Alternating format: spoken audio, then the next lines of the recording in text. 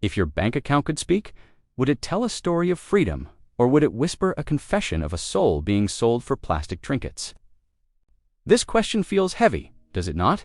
We often talk about money as if it were a math problem, but it is actually more of a heart problem. We have all felt that cold shiver when looking at a bank statement and wondering where the month went. Why does it feel like we are constantly pouring water into a bucket that is full of holes? Consider the case of a man named Elias. Elias earns more money than most people could imagine in their wildest dreams. He just purchased a luxury watch that costs as much as a small car, yet his hands are shaking as he signs the credit card slip. There is a mystery in those shaking hands. In 45 seconds of contemplation, one might wonder, is Elias building a castle, or is he digging a grave for his future? We will return to his fate at the very end. What is your opinion on the idea that success is not measured by what you have, but by how much of your life you actually own? We live in a world where the mass of men lead lives of quiet desperation, trapped by jobs, debts, and the heavy expectations of neighbors who do not even care about them. We work long hours to buy luxuries that add no real value to our souls, essentially becoming slaves to things that we think we own, but in reality, they own us. Is it not true that the cost of a thing is the actual amount of life which is required to be exchanged for it? The human condition is a strange thing. We are evolutionarily wired for instant rewards, often choosing a tiny pleasure today over a massive freedom tomorrow. This is why it is so difficult to manage money. It is not about how smart we are.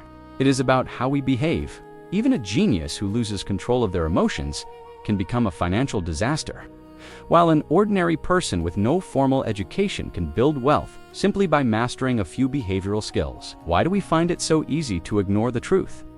This is often called the Ostrich Effect, where we bury our heads in the sand to avoid looking at negative information that might make us feel anxious. We avoid our bank balances because we know the truth is bad, and we do not want to see how bad it really is. But why should we live in fear of our own choices? Perhaps the fix is simpler than we have been led to believe. A budget is not a diet. It is not about restriction or punishment. It is simply a written plan that helps one keep track of income and expenses. Think of it as a common language between you and your future self. It allows a person to spend money guiltlessly because they know exactly where every dollar is supposed to go. One might consider a very simple ratio to begin this process. There is a framework called the 50-30-20 rule. In this simple system, 50% of one's take-home pay is allocated to needs, such as rent and groceries. 30% is allowed for wants, the things that make life pleasant, but are not strictly necessary. The final 20% is set aside for savings or paying off debt. Does this not sound more manageable than a complex spreadsheet with 50 different categories? When things are too complex, the human mind tends to give up. Consistency beats perfection every single time. If a person needs more control, they might look at another method called zero-based budgeting. This does not mean having $0 in the bank. Instead, it means that every single dollar earned is given a specific job to do before the month even begins. Income minus expenses should equal zero. When every dollar has a job, whether that job is paying the electric bill, buying a birthday gift, or growing in a savings account, impulse purchases become much harder to justify. You start to realize that every transaction is either contributing to a goal or taking away from it. Why do we find it so easy to spend money that we do not have? Many people find that swiping a credit card reduces the actual pain of paying. When we use cash, we physically see the money leaving our hands. But a credit card separates the purchase from the payment, making the cost feel less real. This is why some people prefer the envelope system. In this method, a fixed amount of cash is placed into envelopes labeled for specific categories, like groceries or dining out. When the envelope is empty, the spending stops for that month.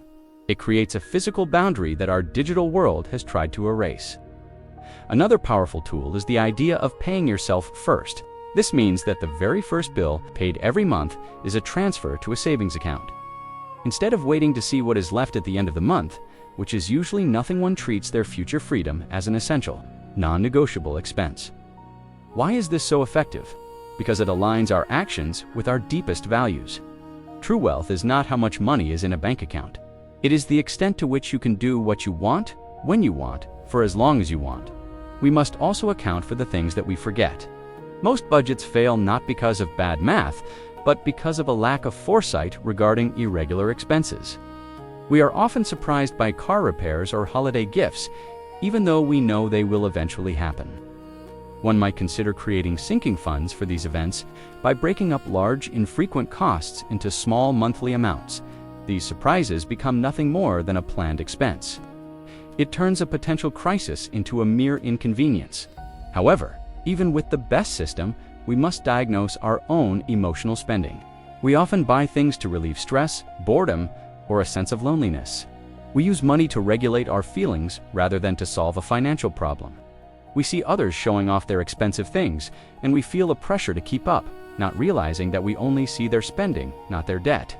Someone driving a $100,000 car might be wealthy, but the only thing you actually know about them is that they have $100,000 less than they did before they bought it. Wealth is actually what you do not see. It is the money that has not been spent on stuff, but has been kept for freedom. Why do we care so much about what others think of us? If we care less about the admiration of strangers, we will find that we desire less. And if we desire less, we can spend less and save more. This is the highest dividend that money can pay. The ability to wake up every morning and say, I can do whatever I want today. This is the golden mean that the ancient philosopher spoke of, a state of mastery, where wealth is treated as a tool for virtue, not a master of the soul. Now, let us return to Elias. You remember the luxury watch and the shaking hands.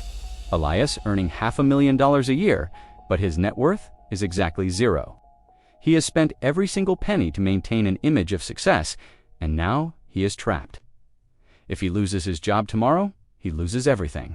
He is living at the razor's edge of insolvency, while the world envies his lifestyle. He chose visible status over invisible freedom. He will spend the rest of his life working to pay for things that have already lost their shine, while a person earning a fraction of his income but living on a budget is quietly buying their freedom. Here is the unsettling truth about human character.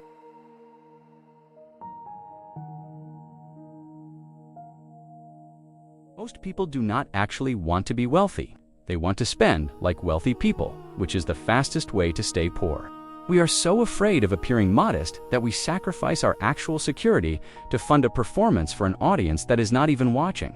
Our money is not just currency, it is a piece of our life force. Every time we spend it on something we do not need, we are giving away a piece of our time on this earth that we can never ever get back. The simple fix is to look the truth in the eye, write down the plan, and realize that saying no to a purchase today is saying yes to your freedom tomorrow. This is for philosophical and educational purposes only, not financial advice.